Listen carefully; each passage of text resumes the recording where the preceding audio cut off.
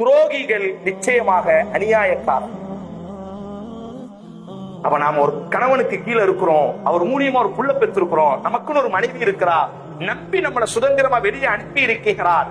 அந்த நேரத்துல நாம இந்த சல்லாப்புகளுக்கு நாம உள்ள கொஞ்சம் மயங்குவோமையான என்ன நடக்கட்டும், எவ்வளவு பெரிய அழகு இருக்கட்டும், எவ்வளவு பெரிய துணிச்சல் இருக்கட்டும், எப்படி ஒரு மனிதனுக்கு இந்த சிந்தனை வரும்? என் புள்ள முகம் வர வேண்டும் அல்லவா?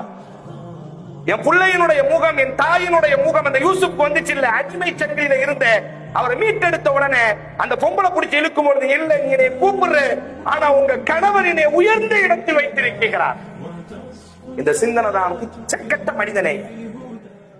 இந்த அத்தியாயத்துல ஒரு வசனம் உண்டு, புல்லில் முஃமினீன, முஃமினான ஆண்களே, புல்லில் முஃமினாத்தி, மூமினான பெண்களே, யகுத்து மின் அபுசாரிஹிம் யஹ்ஃபதுன, அல்லாஹ் குர்ஆன்ல சொல்வான், உங்க பார்வையை தாழ்த்துங்கள், உங்கள் கற்பை பாதுகாத்துக் கொள்ளுங்கள்.